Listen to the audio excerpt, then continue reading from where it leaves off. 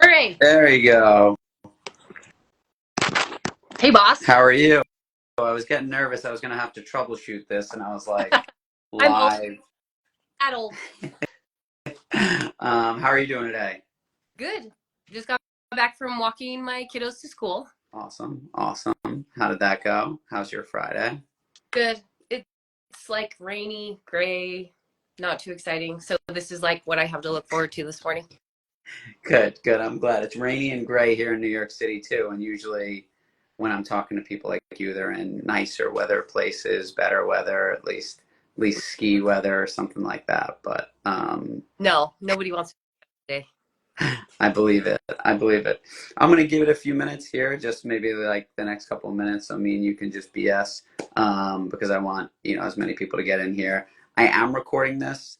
That is my other technical difficulty thing. I remind me at the end of this to save it. Hopefully that'll help me remember. But I think saving it through Instagram is the best way. But I'm also recording it on another application because I had a lot of people reach out and say they might not be able to make it, but they'd like to see a recording of it. So Yeah, I'm gonna work on doing that. It's so crazy how things happen. Like the timing. I say crazy. I don't really mean that. It's like synchronized. So Serendipitous. It's meant to be. We decide to do this, and then my friend tells me, "Oh, this girl who was in her neighborhood that, anyway, she tore ACL the week before." So I reach out to her. I'm trying to think if she's gonna get on today. Maybe she is.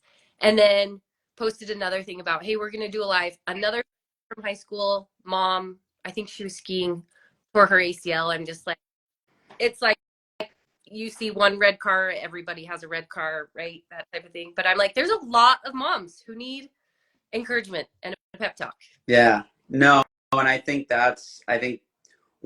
you have a unique perspective for a lot of reason. I think parents are, and that's one of the things I remember saying this to you on our call, and I talk to so many people that are like, hey, I'm a mom. I'm not 20 years old. I'm not 25. Is this for me?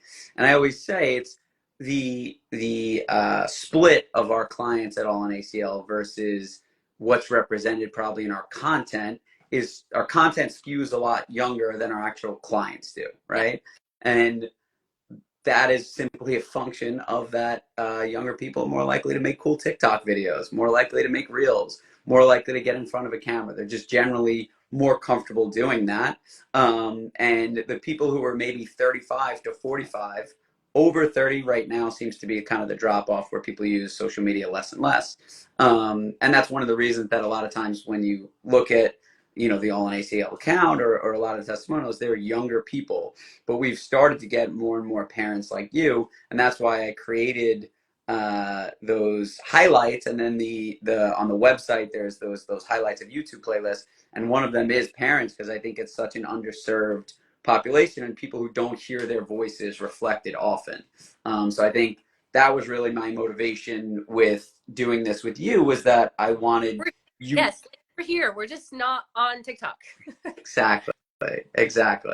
And I think, yeah, hearing from someone like you, you're the voice of the silent majority. So with that being said, I think it's 11:05. I think we should get started. So I'm going to give you the floor to start, and I think you just tell your story, talk about who you are, talk about who you are just as a person before this injury, your familial situation, your work situation, hobbies, interests, your background, and then you can get right into kind of, how this injury happened and what that experience was like for you. Okay. You might need to give me a timeline or like if I get off track. So I have no rush. From our for original calls, when I book something like this, I know I'm very hard to get on the phone, but I do allow a lot of time. So I'm in no rush. I'd like to keep it around an hour, but I don't want you to rush this part because I think this is the part that people will identify with the most is, just tell your story. Well, first I would say any of you ACL nerds like me or Tommy, like this is a big deal. I feel like you start to realize there's legends in so many different little parts of our life, and Tommy is an ACL legend to me. Like we get to be talking face to face. You guys who are clients of his, that this is a special occasion. So I'm just gonna like soak it in that I get to see him in person, because usually it's your phone call, right? And then you're so anyway, if anybody else, raise your hand if you're like fan club, if you're in the ACL fan club. Okay, so a little bit about me. I born in Utah, grew up playing sports, grew up skiing, playing soccer, all the best sports to tear your ACL. But never did. I was always like pretty strong, just naturally. Um, got married, 4 kids, like playing soccer off and on. So I played through high school. Then I skied a ton in college. Hyperextended my knee once, but like never really got hurt. Skied in the park a lot. So I was like, can't believe I didn't get hurt more often. Um, but it was important to me. I saw my older siblings and I was like, oh, I got to stay strong. I don't want to get hurt. So I'm the youngest. Then I have a sister who has torn her ACL, multiple scopes, had a knee replacement at 39. That's that sister. Then a brother who did a skiing and a football ACL. Then a brother who did 1 or 2 skiing. He'll have to correct me. And then older sister who did 2 indoor soccer. So when I would go, and I think my dad tore his too. Has since passed away. I don't think he ever fixed his. But when I would I wouldn't tell my oldest sister, like when I would go play indoor soccer, because I know she'd be like, don't do that. But like, if you love a sport, if you guys get that at all, if any of you have a sport that you love, it's like you can't help it. Like you just want to play, right? And I knew it's so interesting the little nudges I got leading up before I tore my ACL. Like I read in my journal, like, gotta play while my knees can do it, or I would just make comments like that. So this was July of 2022, playing indoor soccer, decelerated too fast, tore my ACL, and I'm thinking, oh, finally my turn. When I told my siblings, my brother says, congratulations, you made it long. And it was like, I made it to 39 without tearing my ACL. And it was like, instead of like, I'm so sorry, it's like I could be proud that I made it that long in my family without tearing my ACL. So I'm like, there's definitely something there, maybe genetically. So in the meantime, I have 4 kids.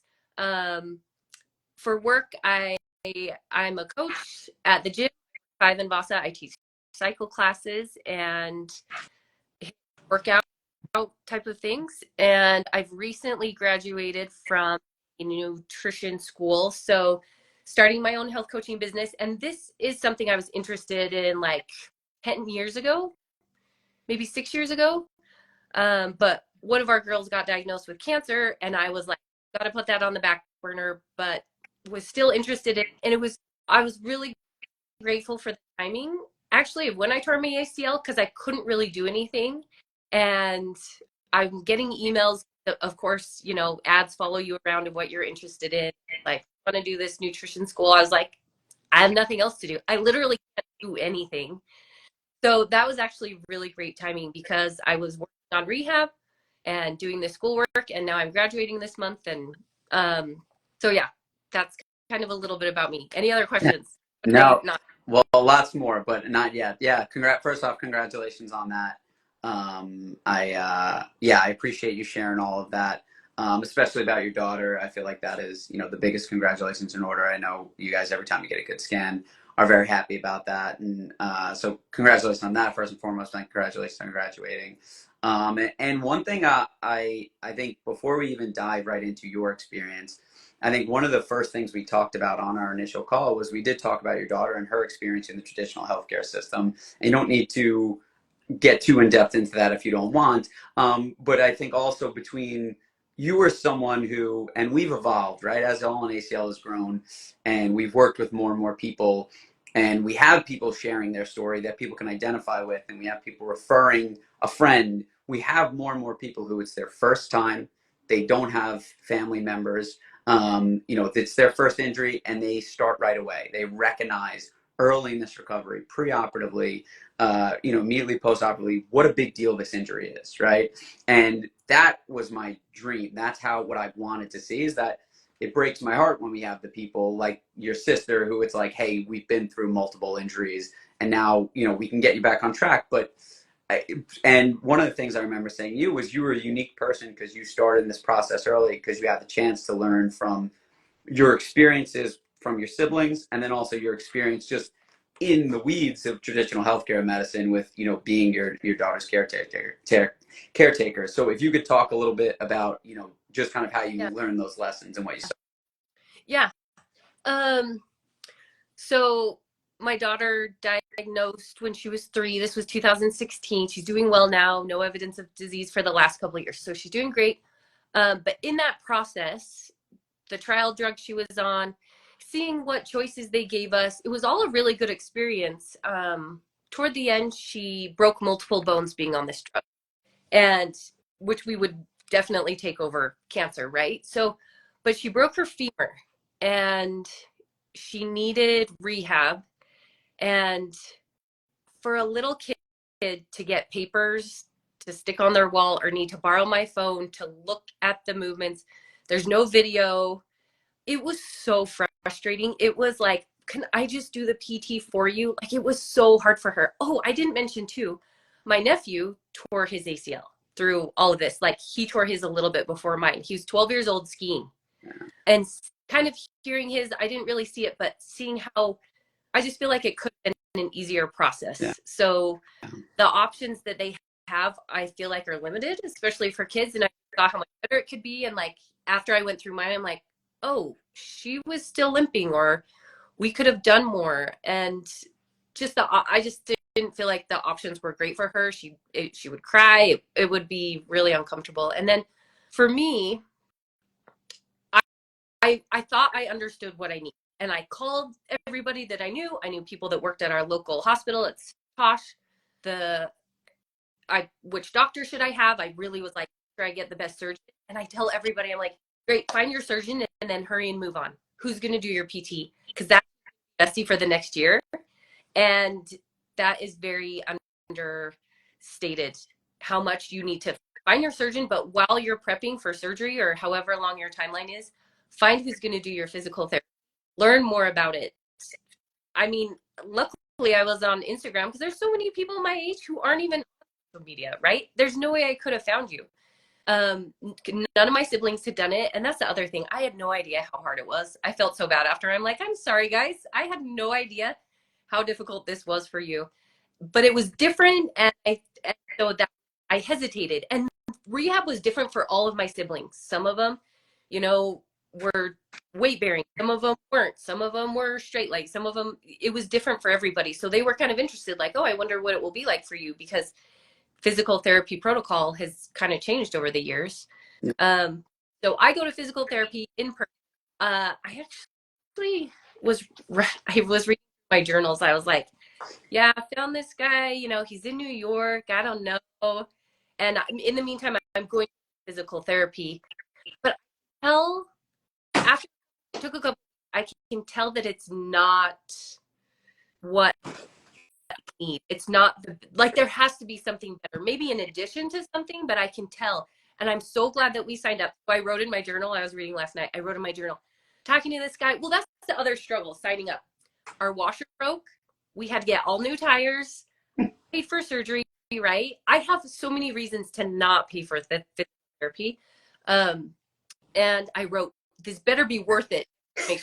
And in hindsight, I was putting the pressure on you, but really it should have been on me. If you sign up, you get what you pay for. You get the effort that you put in, right? And that's something that I recognized. It's just funny how skeptical I was, but how really I didn't understand how many tools you had. It's totally up to me. Yeah. And I understand that. And I think let's pause on that for a second about, because I remember that skepticism, right? And I understand that. Can you talk a little bit about, because the first thing I was going to say, you know, and that we've been talking about your familial component, that, and for those listening who are wondering, like, damn, she's got 4, 5, 6, there is a genetic component to ACL injuries that, you know, we don't fully 100% understand, but there is controllable risk, like anything else, right? Like high blood pressure. There's controllable risk factors and there's not controllable risk factors, right? Genetic component is one of those non-modifiable risk factors. So obviously, Allie had that working against her. But learning from their experience that I think one of the, you said so many things that I want to get to, but I want to finish on that because then we'll move. One of the things that I hear from so many ACLers, even people who are in your position, who say things like, who have started with us and had success, they still almost have this thing in their head where they're like, but why do I need something like, isn't the system, like, doesn't the system work, right? Everyone acts like it's this, like the system works, right? And while I don't want to sound like this anarchist pessimist, like burn it all to the ground, there's a lot of like, listen, your daughter's a great example, right? She was, her life was saved by the traditional healthcare system. Yeah. I'm not saying there's, the traditional healthcare system has no value, but if you, it definitely fails ACLers, and the system is unfortunately not really set up for the type of success that people like you are looking for, and people find themselves feeling like the system is supposed to work. Why would I need anything extra? And they find themselves talking to relatives like, well, don't you have a physical therapist? Maybe you just, don't you have insurance? Isn't that what you have insurance for? And I understand that rationale. And I think you gave voice to that, and I think you learned that from seeing, well, unfortunately, the system failed multiple of your siblings and learning that lesson. But can you talk a little bit about that, about kind of just how a healthy dose of skepticism in the system, and even, I don't even mind, I actually love that you wrote "This Guy Better Be Worth It," because that's one of the things that I think, like, one of the things I feel about All in ACL that I think is what makes it really work, and we'll talk about this more, but is I think so many people go to in-person PT and there's not that exchange of like, hey, this business is built on client success, right? This business is built on someone like you having a great experience and then telling a friend, right? So our fortunes are tied together, right? So I have no problem with you feeling that way. I want you to join and be skeptical of me and of what we do, right? Because that skepticism is going to make you ask questions, and I think that's what's necessary. So yeah, talk a little bit about that feeling of, doesn't the system work, and that initial skepticism. Uh, you know. Yeah, I think this is a big reason why I want to be a health coach, because it hasn't just been in physical therapy. Like, I was told that I had a brain thyroid disconnect, broken the rest, and that I'll be on medication the rest of my life. And when I said, is there anything nutrition, lifestyle wise I can do? The endocrinologist looked at me and said, no. That did not sit well with me. She is an expert. She's doing her best. And like you said, I have no doubt that people are doing their best. What they think their best is for me. But I need to take responsibility and know what I think is best for me. So I no longer am on thyroid medication. I'm better. I've taken better care of myself. But through physical therapy, like when I was signing up with you, you're saying, don't worry about your extension, or don't worry about your flexion. You've got to stay on crutches. I was going to in-person PT at the same time. He didn't know. I didn't tell him that I was seeing someone online, because I didn't want it to influence what he was telling me. I just wanted to see what he would give me. And he's telling me, get rid of the crutches, start walking. And I'm like, walking in the mirror, I'm like, can't you tell that I'm kind of limping, right? But they're not doing slow motion video. He wasn't doing any video. I love that he challenged me. He knew I was a go-getter and I wanted to do as much as possible. But I was like, I can tell that I'm not extending all the way when I'm walking. Had I not had you, there's someone that I go to the gym with, and I can tell he's probably close to a year out, but I could tell, I'm like, he's not extending all the way. And that's going to forever affect his gait, right? And so I'm so glad that I had that skepticism. And can I tell them about that part where I went physical therapy shopping? Yeah, go ahead. Yeah, that's So, fine. so my first round with Tommy, and I'm like, I just wonder, like, is there something cheaper? Is there something different? I had a great experience, but I contacted someone else and I kind of interviewed him. And then I was like, it was a little bit cheaper to go with him, but Tommy already knew my story. I love the app that he uses. Should we talk about that? I'm true Yeah. coach. But he was like, oh, you did? But I think that is a testament to how much All in ACL has their program dialed in. And Tommy answer clients and what they need, that it was like, you could shop around if you want to. I've tried traditional. I've tried talking to someone else. I've seen my kids go through physical therapy and my siblings. It was enough that my sister, with her knee replacement, she realized she hadn't done enough rehab, and she joined Tommy for what, a couple months? Yeah, 3? yeah, I think it was just 3 because she was in the position where she just kind of basically needed us to rebuild that brick foundation, and then she was able to move back into. But yeah, different world. I don't. I wish I had looked up the numbers before this, but she like Yeah, tripled her strength in she's 3 months. crazy strong already, and the queen of knee pain. Like, you think of someone who's had struggles with their knee, she is the person. And even she was like, I had no idea, so imbalanced. Yeah. So And that's what I think, going back to like people, everyone has heard this, right? I feel like one of the hardest things about something like this that is from Instagram and new, and listen, when you joined, we didn't even have a website, right? I totally get that, right? You're talking to your relatives and being like, I don't know, found this guy on Instagram, it doesn't have a website. And now we do. But I think one of the things is that, like, test of, like, you tell someone, like, does that make, you tell your relative and they're like, does that make sense? That seems a little odd. But then you also, when you have this injury, so many people are there to kind of act like you're never really the same after surgery. Your knee's never the same after surgery. And that's kind of this commonly accepted thing that people go through, that it's just out there in the world that, like, hey, when you have a surgery, your knee's never the same. And that's one of the biggest things I preach about, that it doesn't have to be the case, right? Yes, there's a familial component that you dealt with, and yes, your siblings had multiple re-injuries, but that re-injury rate of 50% secondary meniscal tears, 33% secondary ACL injuries, we know that we can affect those numbers substantially. And we, on top of that, the incalculable cost of people who give up on skiing, who can't chase around their kids, who can't do those things, we know we can have an effect on that. And it doesn't have to be that case of, yeah, your knee's never the same after surgery. And that's where, what I talk about is not accepting that. A lot of times people ask, hey, is this normal, right? And early in that recovery. And what I always say is, like, normal's not what you're looking for. You don't want to be normal in this. You want to be exceptional. So why don't you walk through, because we talked about your prior experience. Why don't you talk about the actual, like, your post-op, what you had done, what your immediate precautions were, and kind of what that experience was like. Because I think that goes to the gait principles and just how people are progressing. What are some signs people can recognize?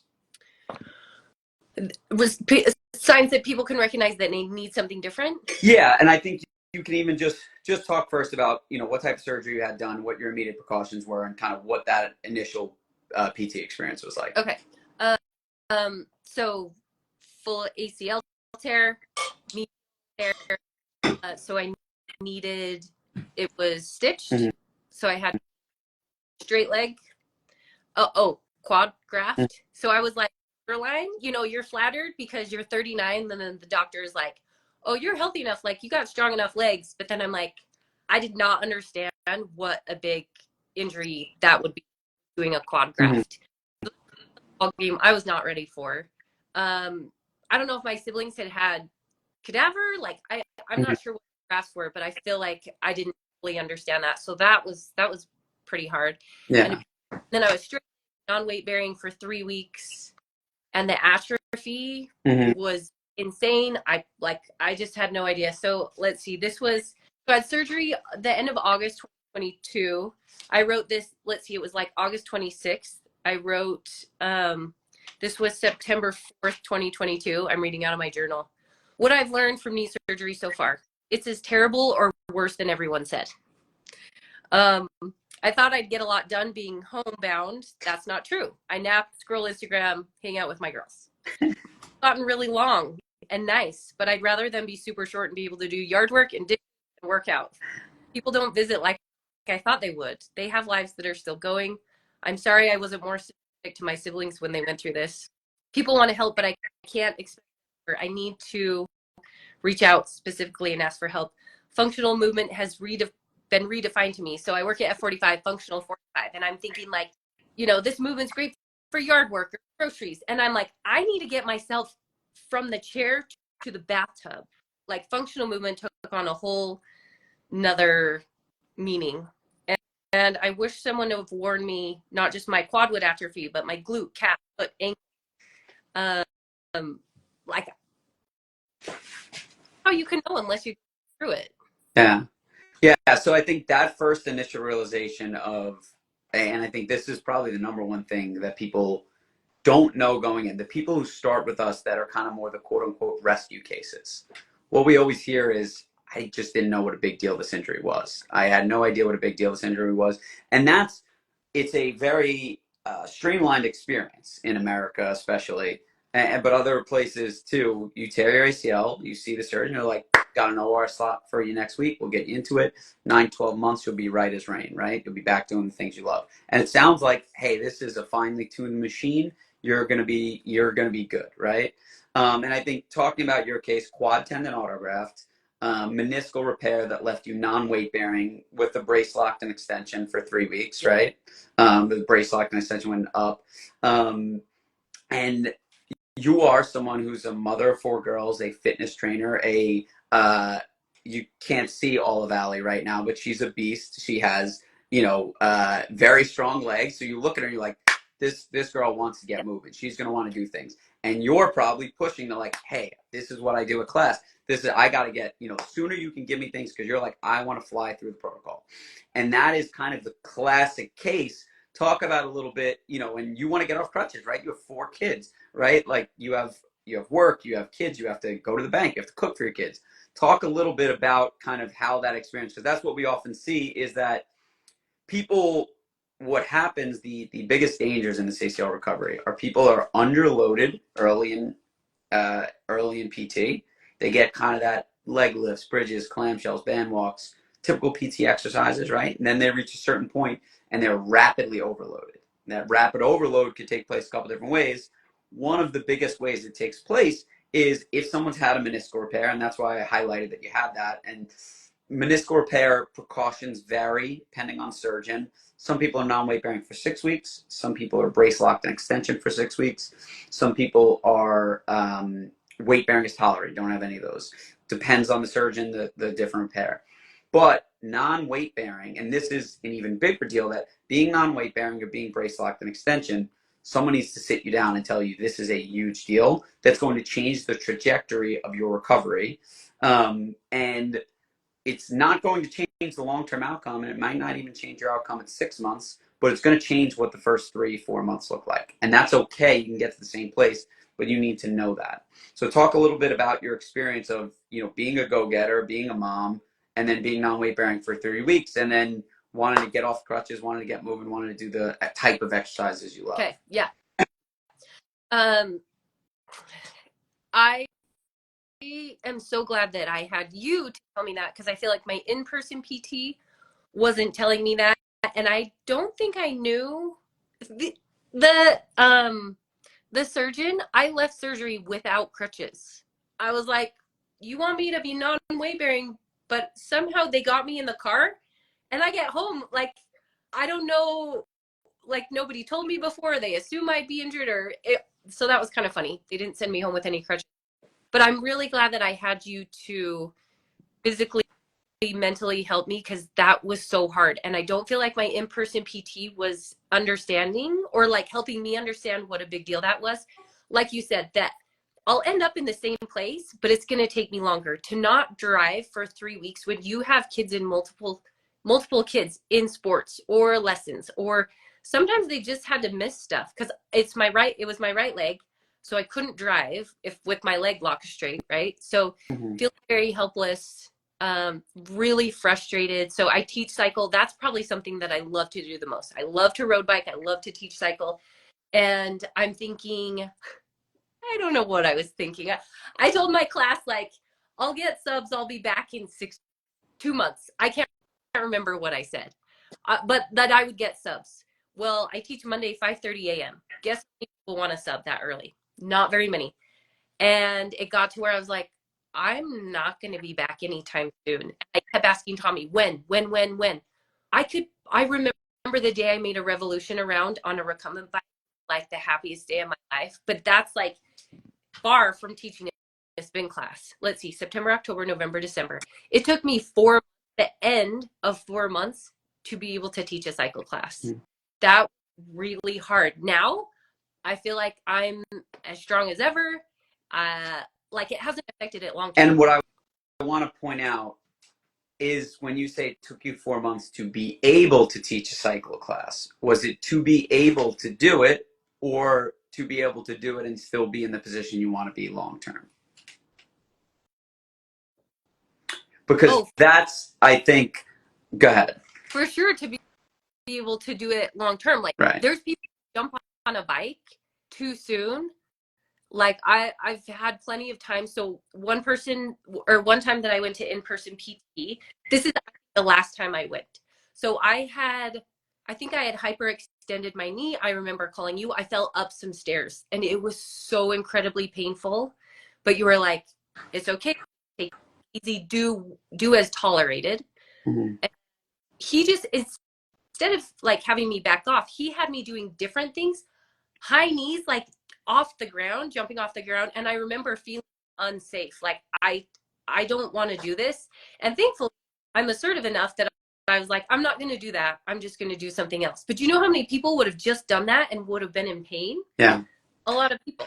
And that's a great point. You touched on a lot of things that I want to talk about there. And that's what happens, right? Is you're you have a passion for being a fitness instructor, right? So you want to get back to that ASAP, and you are assertive, right?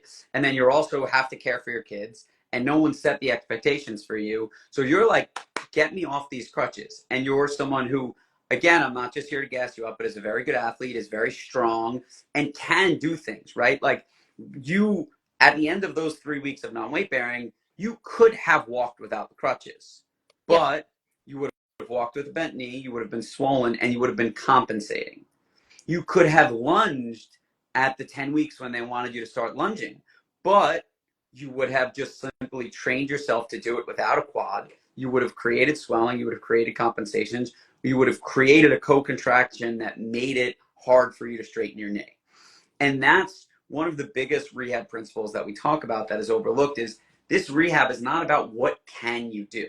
It's about what you should do and what's the goal for it and how does it fit into your short, medium, and long-term goals, right? So for you, if you were 3 weeks non-weight bearing and you were like, hey, I'm a single mother living in a different place with no help and I simply have to do this, you would have to figure it out, right? And you would figure it out, but your knee would very likely not be in the position it is right now. And those are the conversations that I think need to be had where, hey, what is realistic for what you can do? And what is the outcome with what you can do, right? And that's where pushing you to, or not even pushing, but not holding you back from saying, hey, because you're dying to get off the crutches, right?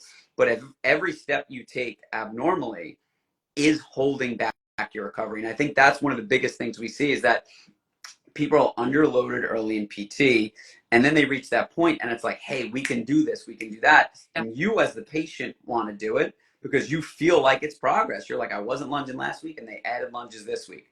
But if you're not seeing that swelling go down, you're not feeling your quad work, you don't understand the criteria you met to progress off those crutches, to start lunging, to start jumping, you're very likely simply being trained to compensate. And you mentioned functional training. We don't want to train you because, yeah, you're like, hey, I can't go to the bathroom. I can't. And when people who've had, take the rehab example of someone who's had a stroke, right? We are teaching them to compensate, right? We teach them, hey, this is how Yes. you've now had this neurological incident that's changing your function. This is how you're going to do the activities of daily living you need to do, right? But in your case, as the ACLer, we don't want you to fall into that because you're only temporarily, disabled, to borrow a phrase. You're only temporarily limited in what you can do. But if we let you do things with those limitations and just keep going right on through what you can do, you're simply going to train and ingrain those limitations likely forever if you never have it changed. And that was, I think, very likely what happened to most of your siblings. Oh, for sure. And I think that it's funny. This just came to my mind. My daughter yesterday come her math paper. She's in first grade, and they're learning ones and tens places. And I said something like, "If you can learn ones, tens, hundreds places, like you will understand math so much better the rest of your life. And that's what I feel like you helped me that in person didn't. Load, understanding load and what I can tolerate. By the way, I have a quote on my phone that I wrote from Tommy because it's like makes me feel so good about myself. He said something like, you should be proud, you're handling a shit ton of load.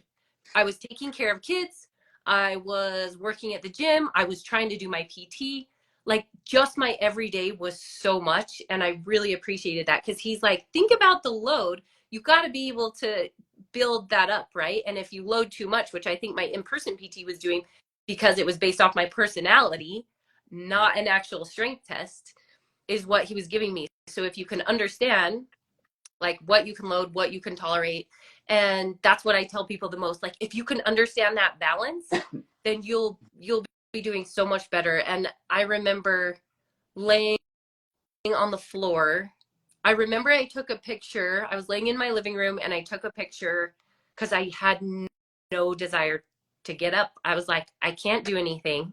It's just a very long, lonely road. But if you have someone, a physical therapist, because their chances are that you have family. Luckily, I had family, right, to empathize with me and help me know, especially my sister, because she lives close by. So she would come clean because she knew that it would drive me crazy that my counters are gross, like whatever it might be. She would put my groceries in my fridge because I can order Costco to my house, but I can't put it away. And I feel like she really helped understand. But from the physical therapy side, I feel like Tommy was able to help me be like, that's okay that you don't feel like doing it. I remember crying to you. Do you remember this conversation? If you could have seen me bawling, I will never play soccer again. I don't even want to. I think that was the sadder part. I didn't even want to because that felt so scary and so dangerous, and I'll never be the same. Mm-hmm. And like great, that's awesome. You shouldn't. Okay, maybe you didn't say that, but I'm saying it's so good that you don't feel like it because you shouldn't be. You're not, you haven't built yourself up yet. And anyway, I just remember that conversation. I'm so glad that I had you to kind of like walk me through that, to be like, it's okay that it's terrible right now. Yeah. And I love that you remember that because that is something I wanted to touch on later about how confidence is such a buzzword in ACL rehab, right? And confidence matters. And you don't, a lot of people can't envision themselves playing soccer at 3-4 months post-op.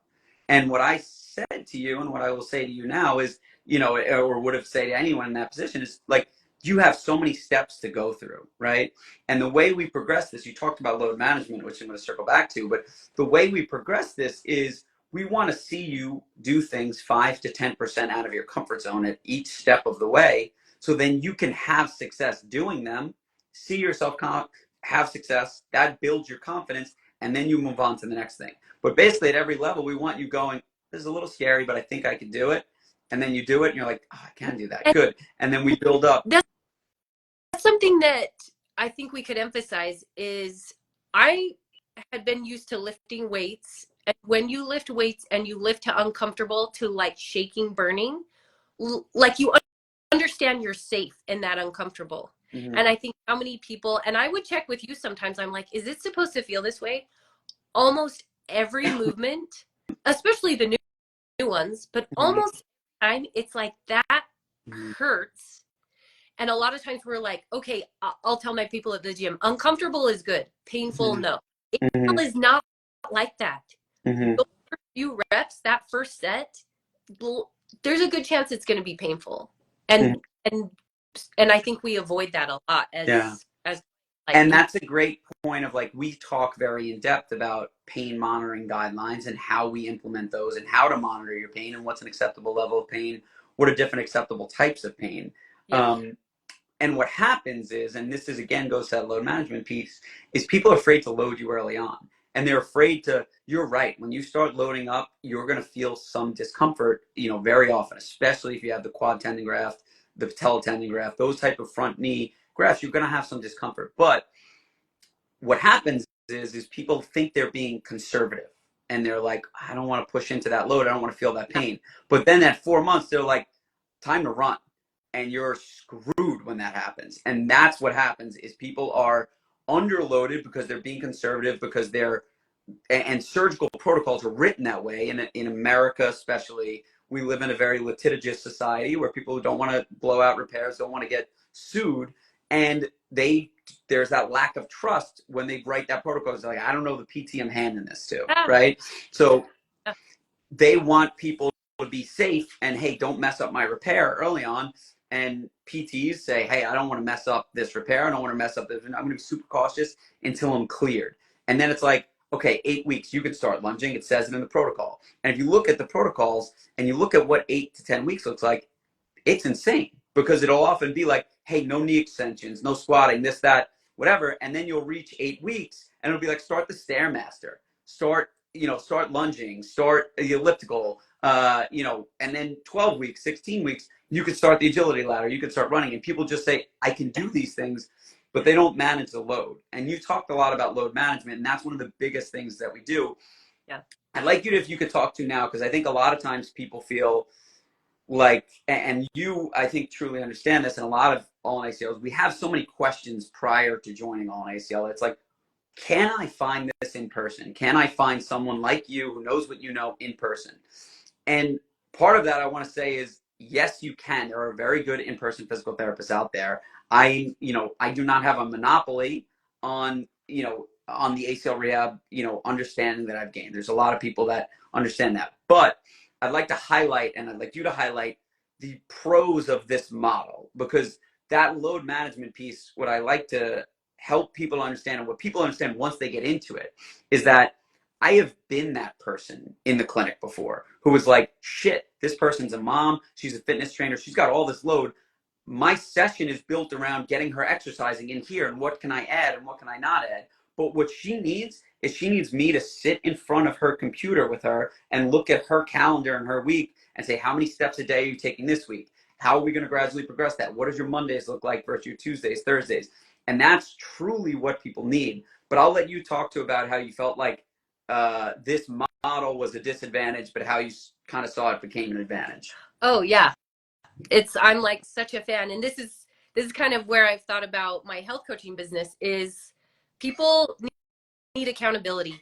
That's the biggest thing, and it's like there's so much communication app versus in person. I have to make a phone call, leave a message, then maybe they'll get it, maybe they call me back. Whereas using the app, it's like I can see exactly what weight I did. I can give feedback. He can give me feedback. When I feel like, for some reason, like I can't break past that next 5 pounds. Then you can be like, oh, okay, let's do more reps, or 2 up, 1 down, or whatever, right? Like it's so much more, you say personalized, which is true, but Tommy does have like phases that you go through, right? But I love that you won't let us go to a phase till we've earned it, and it's nothing to do with you. And I love that it's not personal. So like when I want to tell you that I'm mad at you because you let me do the thing, it's because I haven't built it up yet, right? You can't force, especially with a graft, you can't force that process. And that's something I really appreciated too, is learning about what happens when a tendon becomes a ligament. And if nothing else you remember is just, it takes time and you force that. So don't be in a hurry to like add load, because you can't force those cells to pretend they're something they're not yet. But I love being able to track everything. I had never done that. And being a personal trainer and loving to work out, I had never been so specific in keeping track of my info before. So it made it very doable. And to have an app, I would imagine most people are like this now. You'd rather have an app on your phone, check off, see exactly what you need to do, versus look on a website or have some papers that you do. I love that. The accountability, I'm like, I got addicted to those little check boxes and being congratulated at the end. But where, maybe not for social media, you don't want to have to be addicted to that, but you do want to get addicted to your True Coach app. Talk about, because I think one of the things that sometimes traditional PT and session-based models engender is, just like you said, where, hey, at a certain point we do go through phases, right? But it's not this blank check of like, hey, even when you are strong enough, hey, you can lunge now, right? Like when you were traveling and you were, going on hikes, that's, we're able to manage that load budget and look at your week and say, hey, when you're early in this recovery, your margin of what your knee can tolerate, the amount of budget you have to work with is very slim, right? So once you were off crutches, there was a point where you could walk normally for 3,000 steps a day, but you couldn't walk normally for 10,000 steps. And if you were like, hey, we had a busy day with the kids, your gym session needed to be different and the loads there needed to be different. So we need to manage. One of the things we see, moms are a big group, nurses are another big group of they get put back to work. And we have to really talk through what their schedule is because so many people are like, yes, 3 months, you're done with crutches, you can walk normally, you can lunge, you can jump, but then they return to work and it's a 12-hour shift on their feet and their knee is swollen, they lose extension. That's where we really have to, like, you might have a snapshot in time that you're looking great and you walk normally and we say, you don't need crutches, but we got to look at, well, what do you look like after 8,000 steps a day? What do you look like if you have a wedding on the weekend? And then you're coming back and you work out Monday and the lunges that didn't hurt last week hurt now.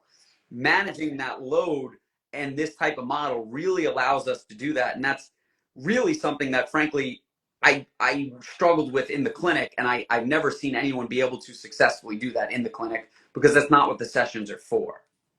Yeah. I don't think they ever asked me, like, how much are you walking around in your house, right? Like, yeah, I can't drive. Or let's see, I think I was on crutches. They told me to get off at 3. I'm trying to think how long I saw them, but you were like, keep sending me videos. Sorry, don't get off those yet. I think it was almost 6 weeks, 5. I started fading and I like kind of didn't tell you that I wasn't on them, but I Right. sent a video, right? That you were like, Right. okay, That I said this looks good, and then I trusted you to fade them gradually. yeah, And that's one of the most important things is that, and understanding that, hey, that doesn't mean everyone's on crutches for 6 weeks, but understand the level of atrophy you went through with 3 weeks of non-weight it's bearing, huge. that you needed another 3 weeks practicing with crutches to walk Yeah, normally.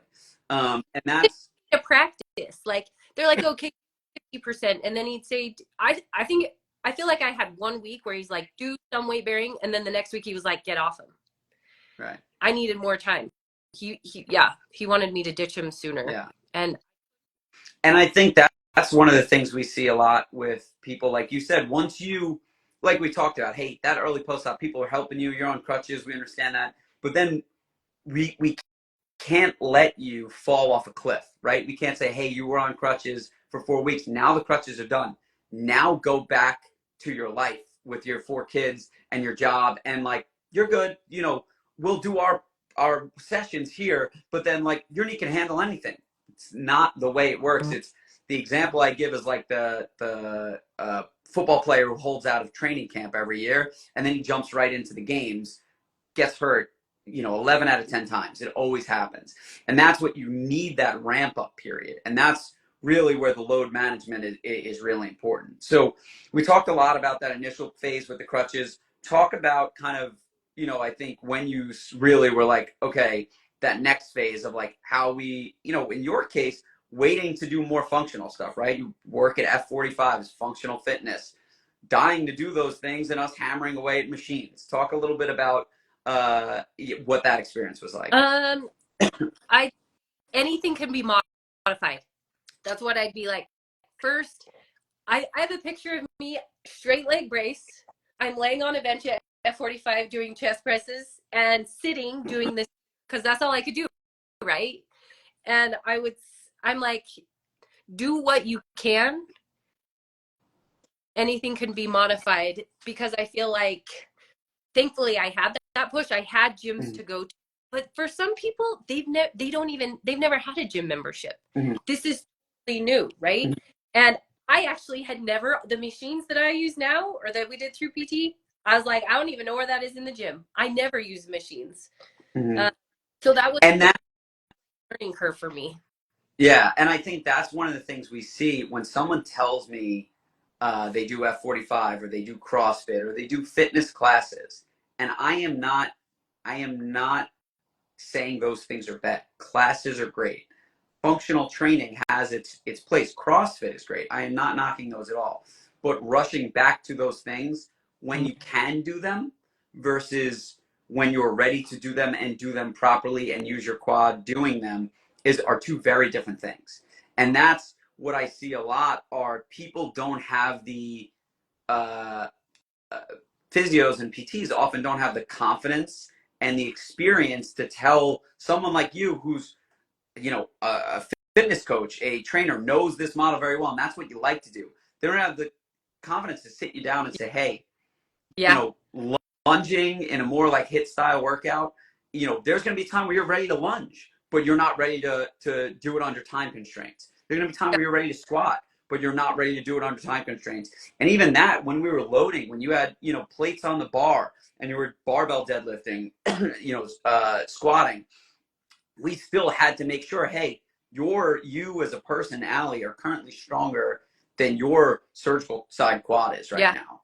And we need to use that as the rate limiting factor. And that constant kind of load management and feedback really allowed us to do that. Yeah. Sometimes you need the push.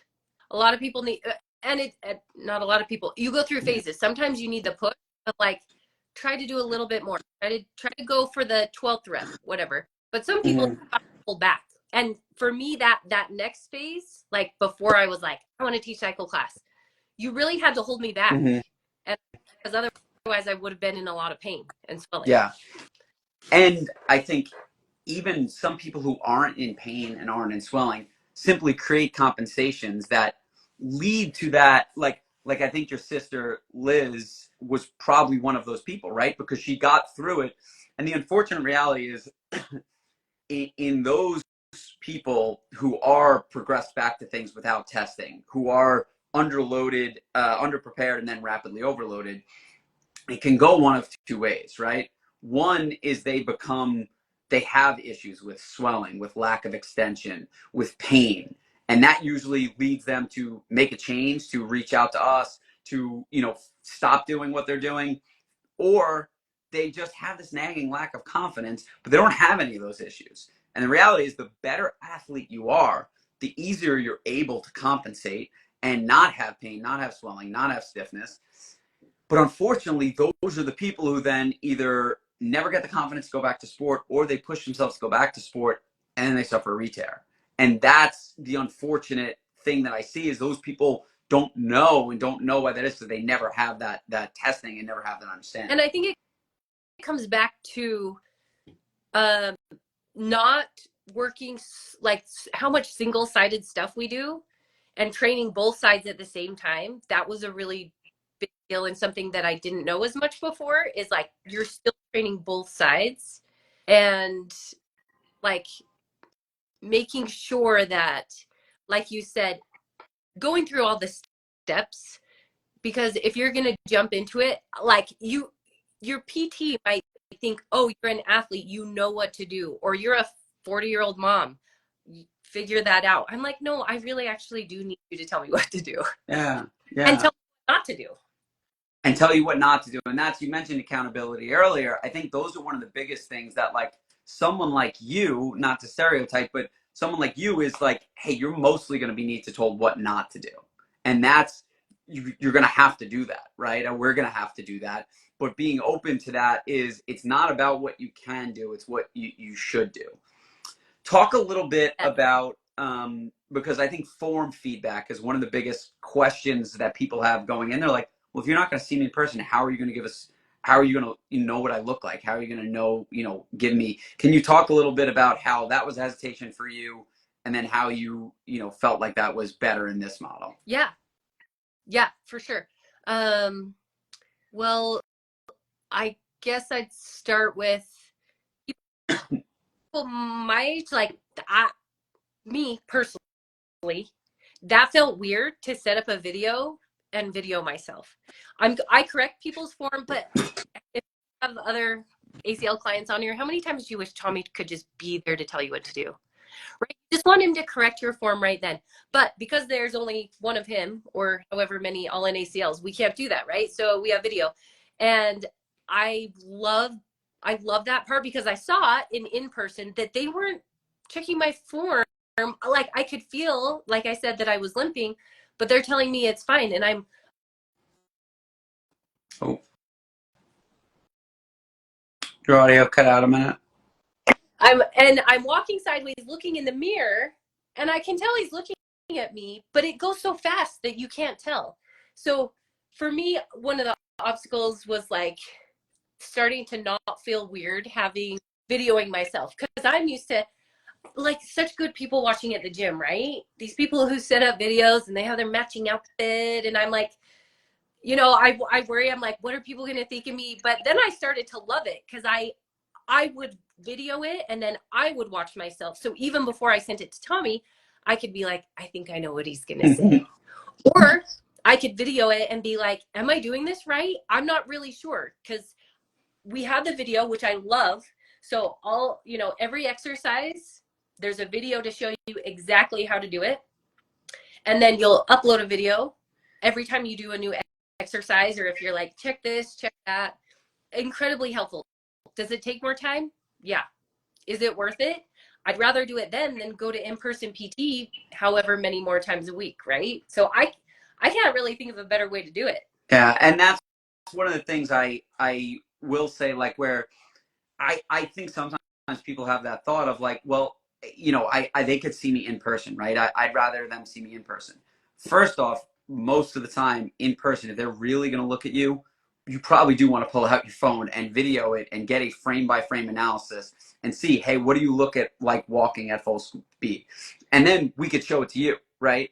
And that I think is what I was doing in the clinic. But then on top of that, the progress you make, because many of our ALL in ACLers, as you know, do go to in-person PT for the first 3 months post-op. The feedback that you get in that moment, that's still just one snapshot in time, right? Even if you go to PT twice a week, right, the majority of the progress you're making is at home. Yeah, like they're not gonna, you have a very limited amount of time, whereas I'm like, I know Tommy can watch all of my videos. Right. Right, and that's what, so our feedback loop is a lot faster. Yes, it might not be as fast as if I literally moved into you and worked out with you every day, but that's not realistic really for anyone. And that's the thing, is that unless you are truly, living with someone, which, that I remember Russell Wilson doing that when he was like getting ready for a playoff game. But it's not realistic for someone to move in with you and be there for every session. But through this model, any question that pops up, anything, hey, this is my walking at the beginning of the day. This is my walking at the end of the day. This is what my squat looked like on Monday after I was out with the kids on a hike on Sunday. That type of that question, it's like the old joke that when you have something that hurts, it never seems to hurt or seem to be doing it in front of the PT, in front of the doctor. Totally. Yeah. But you have the video on your phone. We can always see it. We can always look at it slow motion. That feedback loop is so important. I think really allows us to coach your knee, coach you the way you live with your knee, right? Which is 24/7 throughout the week. Yes. Because I can tell you, just like you said, Monday versus Friday, or this was bugging, or this. And a lot of times you're like, by time the weekly check-in comes, it's like, okay, that's not a big deal. That is a big deal. Is that still bothering you? And a lot of times that can be like nothing, but just that for me, it was so helpful mentally and emotionally that I could tell you how I was feeling versus in person. Can't do that. I mean, you can try to barf all that information in one visit once a week, but there's no way we don't remember all of our sessions and then can verbalize that. Maybe some people will write it all down, but I just feel like it's such an easy way to communicate. That was a really big deal for me. Yeah. And that's one thing I'd like to highlight. I think, one of the reasons we started this, right, is because, so in academic models, right, where like when in-person PT is done the best possible way it can, right? I did my residency at University of Delaware. They publish a ton of research on ACLs, and that research is extremely valuable, and they crush it. They do in-person PT better than anywhere in the country, right? The model to manage your insurance visits when they're funded by the state and they're able to kind of do this type of thing is they see you early on, get you the right path, and then basically you check in once a month as you get further out so they can manage your insurance visits, and they'll build you a plan for that once a month. So, okay, go off and do it for that month, right? What I found when I was in that model and as we got further out, and like I said, we were doing this the best in the world probably, but shit would always come up, right? Like that month, it would be like, okay, you're ready to run. Here's your running progression. Execute on this. But then you'd be like, a month later, you'd follow it up and be like, I had this pain pop up, so I stopped doing the exercises. We went away, and then I came back, and I wasn't sure. I missed the week, so I wasn't sure where to jump back in. And I'm kind of back where I started. And that shit would always come up, and it would prevent us from, okay, we'll just have to start, back where you were. This allows us to kind of, what I like to say is, who's driving the bus of your recovery? And I think that's a lot of what people feel, where they're like, hey, my PT talks, feels like they're with me when I'm at that session. But then I'm on my own the rest of the time. No one's driving the bus of this recovery. Yeah. Well, and let's back up to thinking of my couple of friends who are between injury and surgery right now.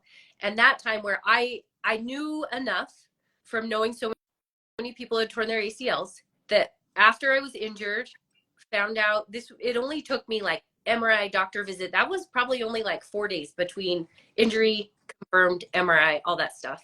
And surgery was scheduled for a month later. And I wanted to do PT. I was like, right? I'm like, I'm gonna rehab. I'm gonna do amazing. And I called to do some PT before, and they didn't seem like, wait, what do you want to do? Like, what are we scheduling?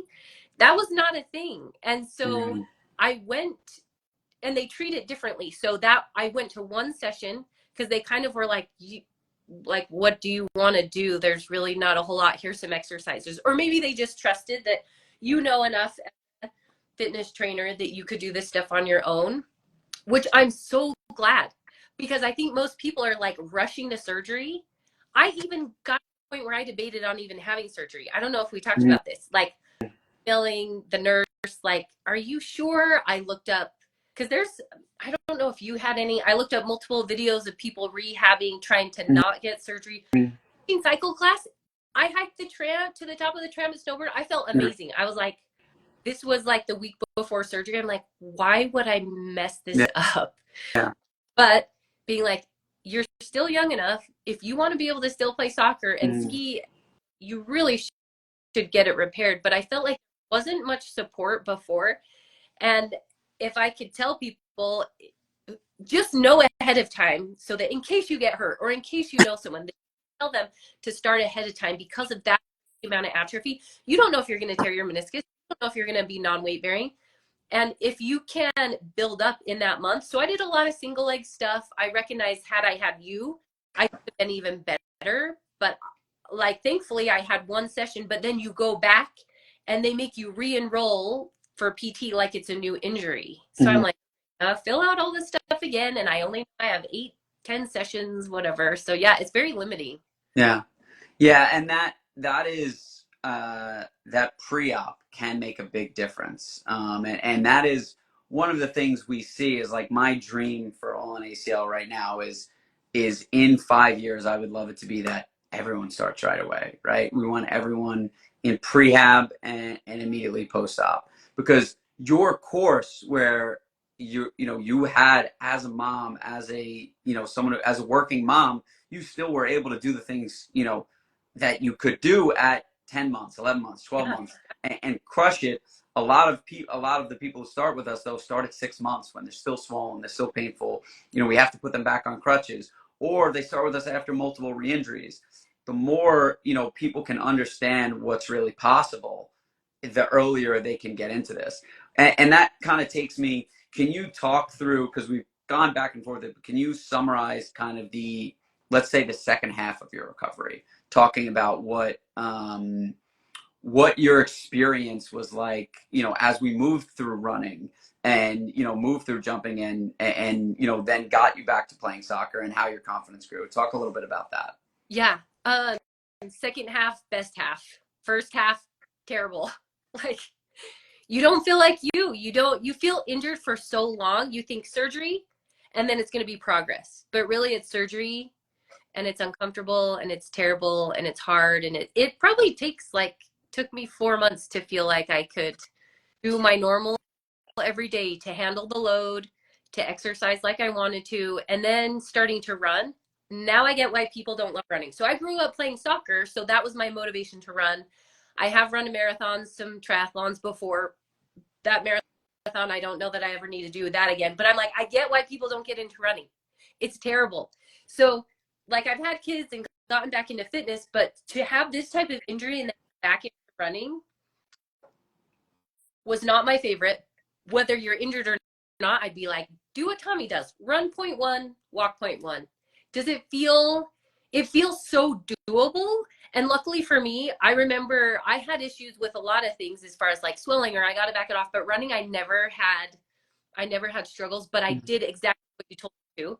And I remember doing like point one, Mm-hmm. however we started. And Yeah, so I'm looking back, and I think one of the biggest things, like kind of the next, and by this point you had stopped in-person PT, and we were fully running the show, and you were crushing it at September, October, November, December, at about 3.5, 4 months post-op when we got you your first strength test, right?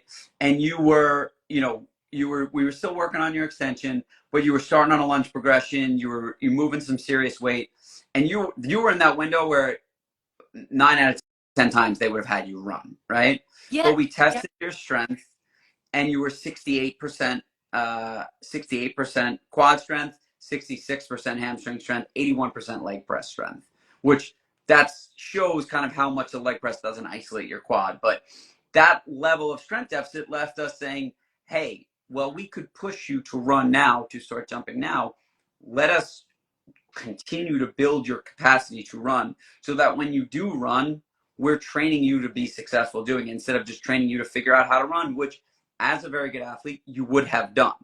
yes. And by that time, I had been trained enough in your model to understand load that I wasn't anxious to do it. And I had heard enough like horror stories of people jumping into running, jumping, getting into running and doing it too quickly and having it be painful or swelling after, or like I didn't want it to be, I wanted to like it. Mm-hmm. It's hard to get back into running, but I feel like by that time I remember feeling like I was not in a hurry. Like I was in a hurry to get back on the bike, but I had learned enough by then.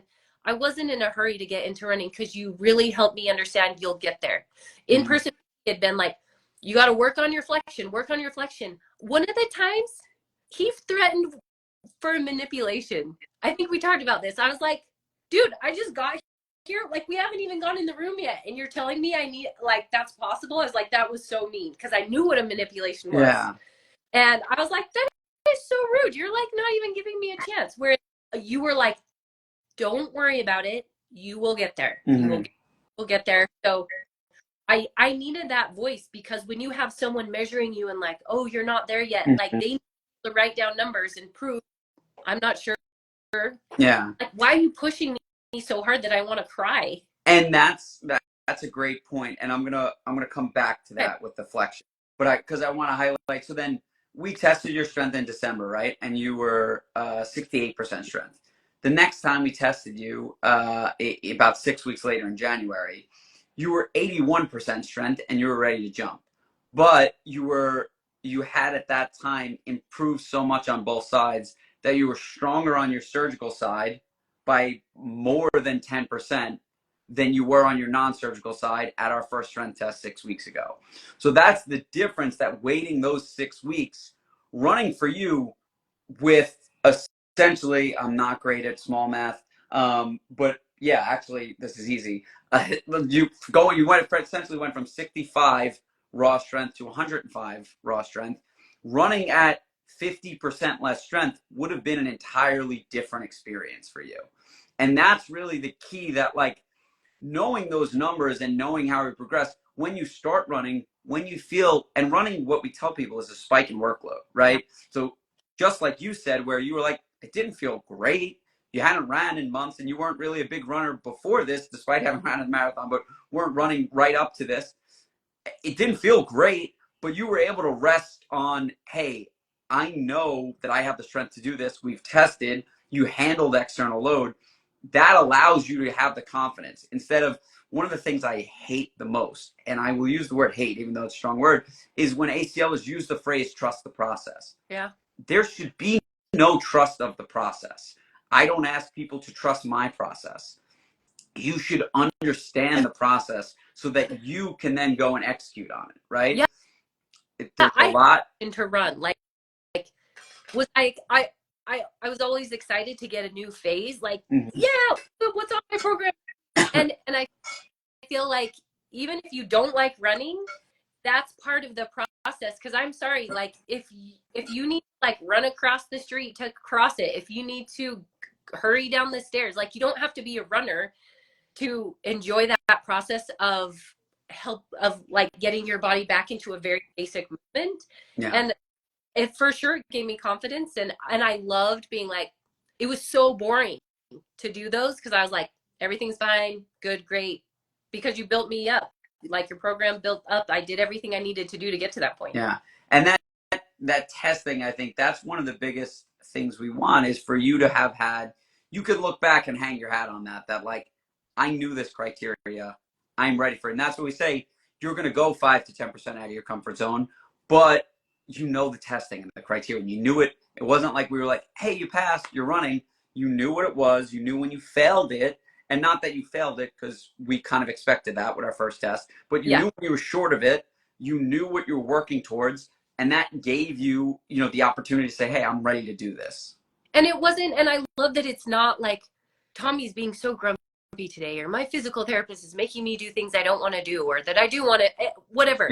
It has not, it's numbers. It's a strength test. Can you do it? And that's where it's like, it was easy for me to like, make snarky comments or whatever to you because I knew it had nothing to do with you. It had to do with quad graft. And that was hard for me to have. And that's, going to, and we'll return to what you said about the flexion earlier in this. We hear from a lot of people who have a manipulation under anesthesia threatened. And then we're like, we'll get you the right plan. You're going to avoid that. You don't need that, right? Because we're able to use this model to take a long view of this, right? Versus someone goes and sees your surgeon and you just were running around with the kids all day and maybe you progress off the cards too quickly. And now you go see your surgeon and they're like, shit, you're tight. You need a manipulation under anesthesia. You better get this right. Otherwise you're screwed. That is a 1 minute snapshot in time versus we're able to look at what do you look like across the week, right? What do you look like when you're fresh? What do you look like at the end of a long day? And how do we manage that? We're able to do that with both tests, with strength testing, but then also with range of motion. And we'll highlight, back to, you mentioned them cranking on your knee, right? And that's one of my biggest pet peeves because range of motion, that's them fighting for a number for that snapshot in time. That's the myopic focus of what you look like in this session is what you look like all the time. And that's not the reality, right? So them cranking on your knee, yes, you may gain range of motion in that moment, but your knee joint has range of motion, right? That when they do the surgery, they check your range of motion on the table when you're under anesthesia, you have full range of motion. So all of the range of motion you're losing until you develop scar tissue is you tightening up. So when they're doing that, they're going to crank on your knee, and then you're simply going to tighten up later. And overall, they're costing you range of motion, even if they pushed and got an extra degree in that minute. Yeah. It's, I thought it was so weird that he said it like what happens instead of saying like if you aren't making any progress, this is what happens, or this is where you're shooting for, Right. or it was like, oh, we got to get to this number relation. It just seems rude. Yeah, I understand that, especially without a comprehensive plan, right? Because I think that's I had no idea. Like what? Right. I How do I what, do it? Right. And that's, you need to say, what you need to understand is, hey, this is what you need to do. And that's one of the things we talk about the word empowerment a lot. And I think empowering people to attack this, you have to understand, I think understanding the consequences, right? Like when doctors say, give you, hey, we're looking for 120 at 6 weeks, or we're looking at for 120 at 12 weeks. that you need to know that so you can work towards it, but you also need to know how to work towards it instead of just kind of a blind threat. Or even, I think sometimes people feel there's a very kind of paternalistic method of medicine where people treat you sometimes like you're on a need to know basis, right? Doctors and PTs can treat you like, I hear from ACL, there's a lot of like, I'm like, what's your plan for success? And they're like, I think my PT has one. And it's like, you have, with this ACL recovery, it's not it's not like other medical diagnoses where you need to, you know, I go to see my dentist and they're going to fix a root canal. I don't need to understand the ins and outs of it.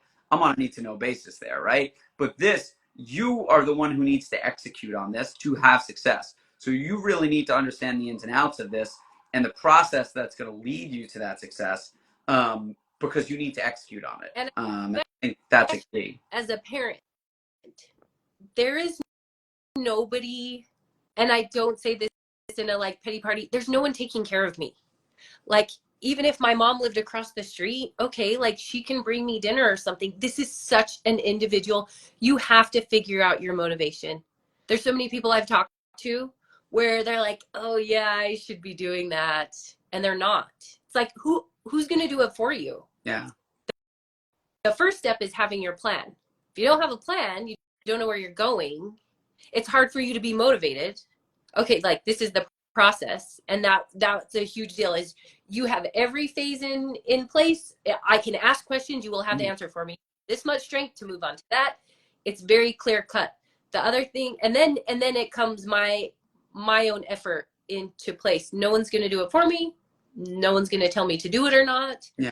I mean, maybe you have people, maybe clients have people in their life who are telling them, but otherwise, like, you're the only one that's going to check that box. And it's very motivating to have a box to check versus like, oh yeah, I think I did that today, or like, oh, I don't like that one, so I'm not going to do that movement, or that kind of hurts, you know. Yeah.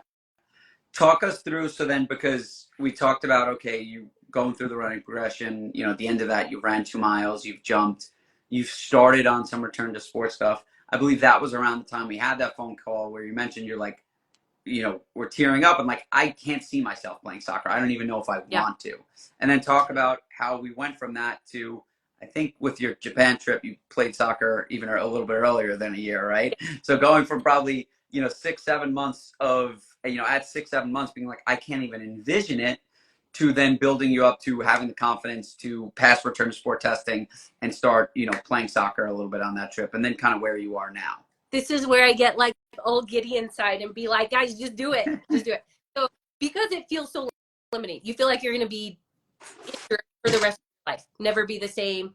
I had a friend ask me last week, oh, you like, did you wear a brace skiing? I was like, no, that would make me feel worse, I think, because there's no trust there. Like mentally, that would have been a bad idea.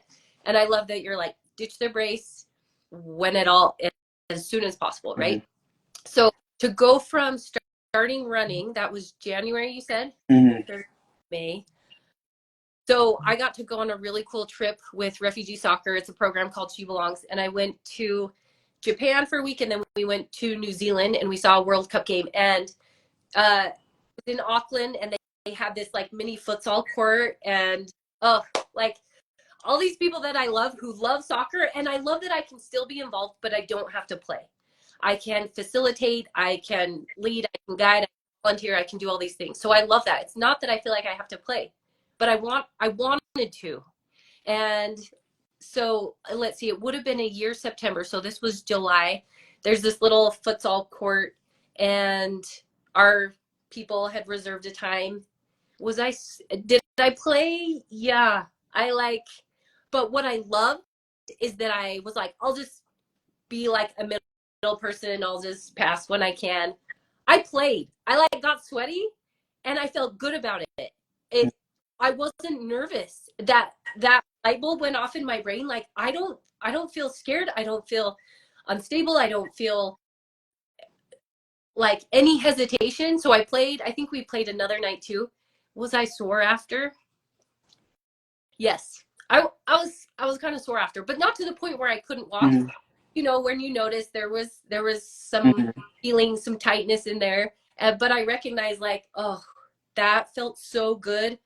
physically, but I would say more so mentally, that I had gotten to a place where I could do that. And then my goal for the year, one of them was to run the Quarry Trail. So there's a trail by my house that I have loved to trail run since I was in college. It's, I wish I could remember. I rode it like every single week. I should know. It's like round trip, I don't know, 1,000, 1,100 vertical. And I wish I could. I was reading in my journal again last night, but my goal was to run that in a year. So 2 weeks before my year mark, I was like, I'm going to walk, jog it, see how I feel. I hiking, jogging all the way up to the last bridge because there's 3 bridges. I was like, I'll go to bridge 2. And I was like, I feel pretty good. I'll go to bridge 3. And I jogged all the way down. So it's, it's decline the whole way. And I felt like $1,000,000. Like I probably, whatever I wrote to you was in all caps, I'm sure. I was so excited to feel like it's kind of like all of a sudden one day you make that extra dollar and you're a millionaire. It's like I had done all that work and then I had been able to do it. Could I do it the day before? Yeah, the day before, yeah. But to have built up that whole time and then reach my goal, that was a really big deal to me. Yeah, yeah, and I think looking at, like, listen, you had a quad tendon graft. You're a parent. You're not 20 years old, right? You're not a college athlete who can say, hey, this, my whole life is dedicated to this. You have a job. You had a meniscal repair that were non-weight bearing for 3 weeks. You didn't have a strength test preoperatively. It's not like you're one of our people that we had the preoperative chance to work together 3 months.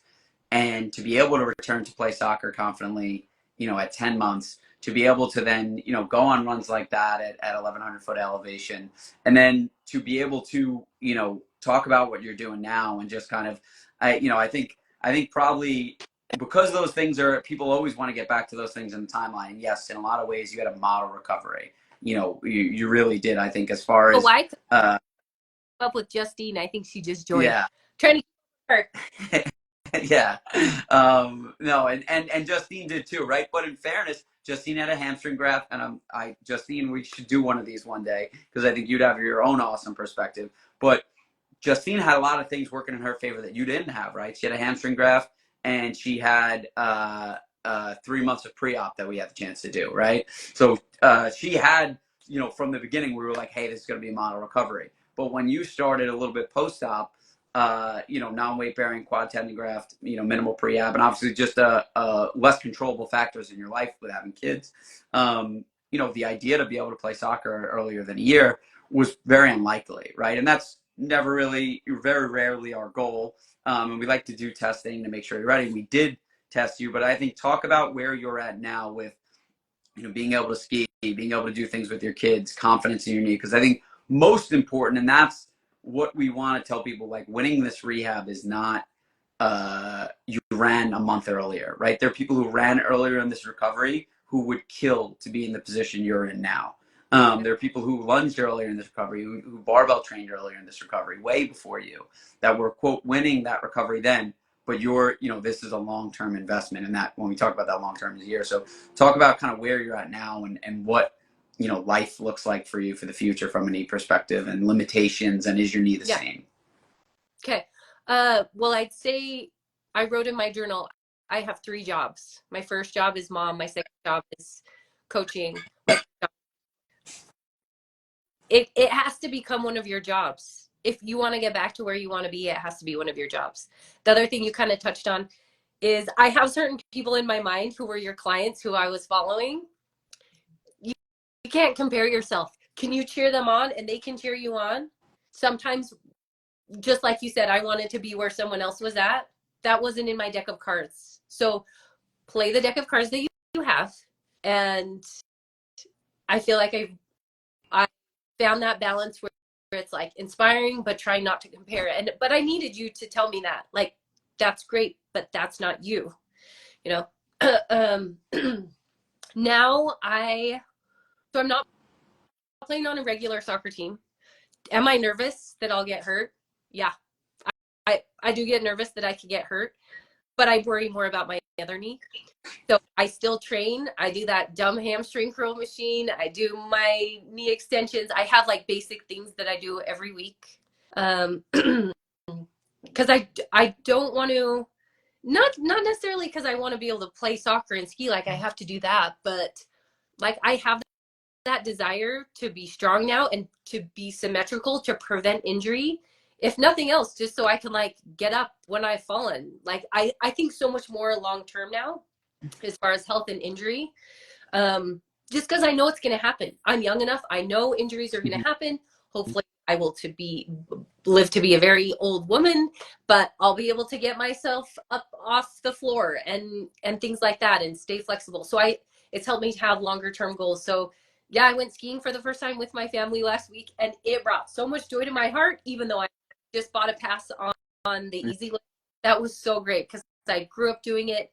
You know, that was kind of my life in college. It's something my siblings have all loved, and that I can do that again with my family, with my siblings, with my mom who's in her 70s and she still keeps skiing. I'm like keeping up with her.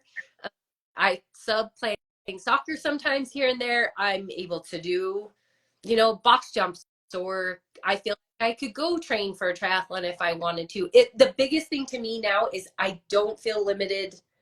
I can choose what I wanted to do. And I think that's what I told you a lot is I just want the choice. I'm not saying I'm going to go back to playing regularly or whatever it might be, but I just want to be able to choose. And I feel like, Yeah. And I love that. And talk for a minute about, I think sometimes people like, because listen, this is an investment, right? We make no bones about that. This is, you just said it was your third job, right?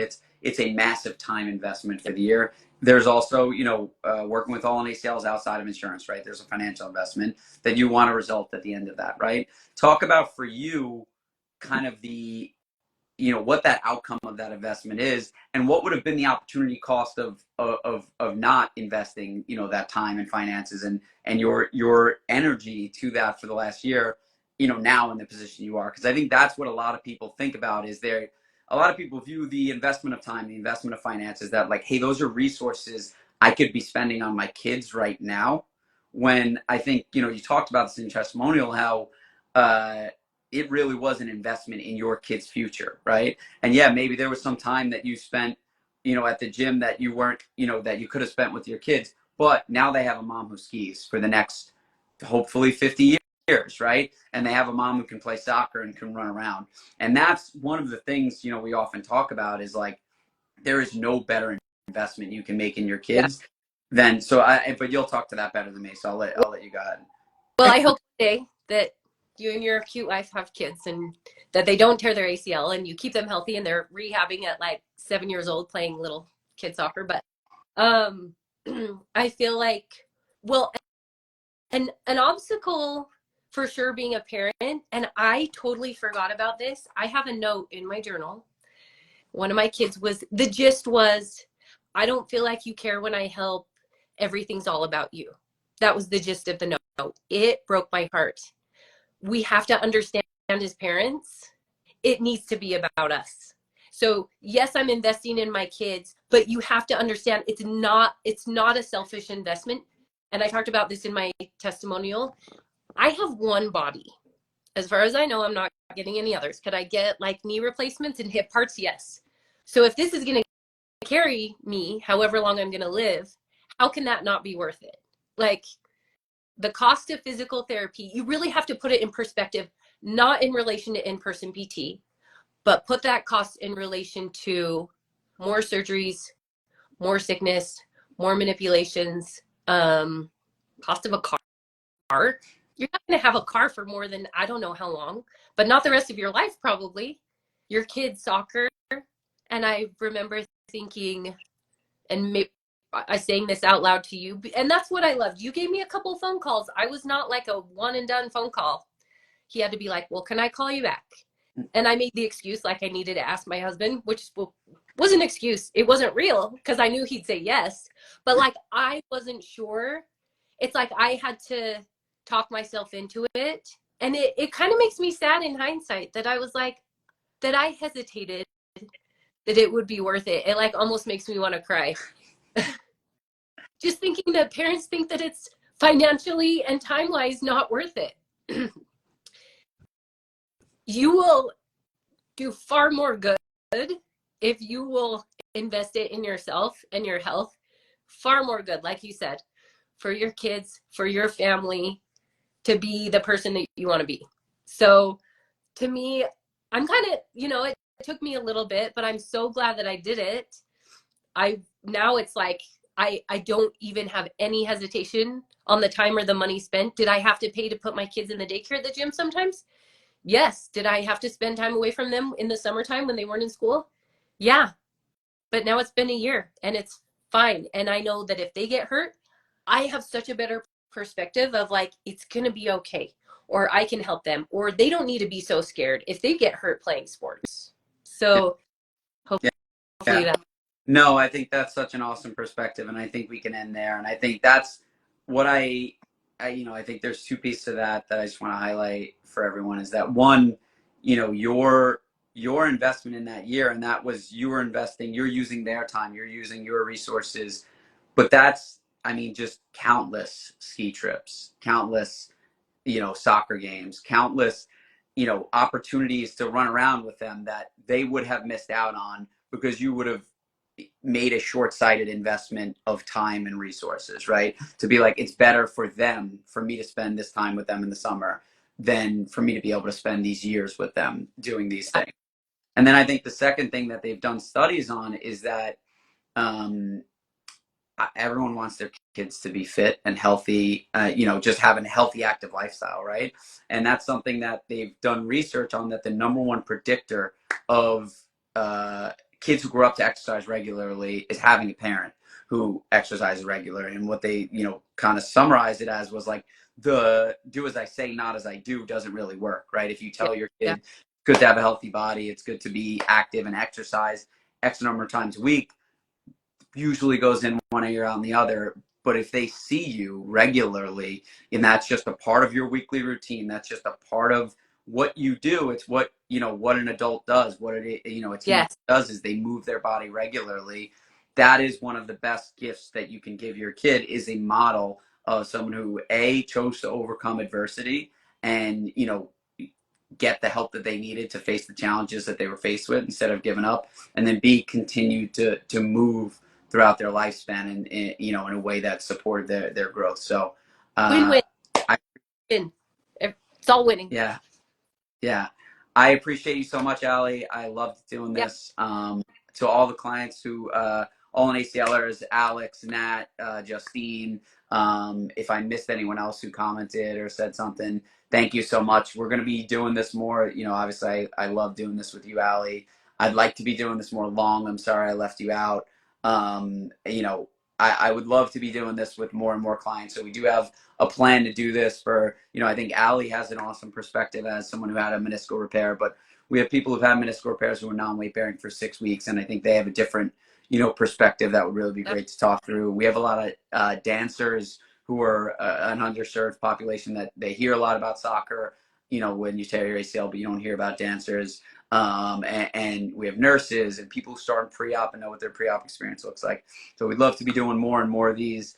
I can't promise, can't say we won't have you back, Ali, because this was so good, but I appreciate it. I'll let you end if you have anything else you'd like to say, or anything else, that you'd like to leave this on. Oh, no, just a lot of gratitude. I think there's reasons people are put in certain places to do what they do. And like I started out with, I'm glad that you're an ACL nerd and I've become an ACL nerd, and there's reasons, and it has made my life exponentially better. So thank you. Thank you. I appreciate it. Okay. It's been awesome. And Ali is the founder of the All in ACL Utah chapter that is growing. And we'll I go to yoga on Monday. So if anybody in Utah wants to go. There you go. And one thing that I remembered when you're talking about when you first had surgery, I remember offering you a buddy, like we offer Yep. so many people who start with us. And I remember you saying no. You're like, I'm in such a bad mood, I don't even want to talk to anyone. And now you're like the buddy for like, probably 100 ACLer. Yeah. Yes. So I think that's funny, but I will let you go. This is my first time saving alive, so I'm going to let you leave, and then I think I just hit the X. I hope I can save this because I don't want to disappoint the people who asked me. Let me see. Okay. You're the best. All right. Thank you, Allie. You have a great Yeah. day. Bye. All right. I am going to hit X, and I think this will work. I hope. I sure want to end your live.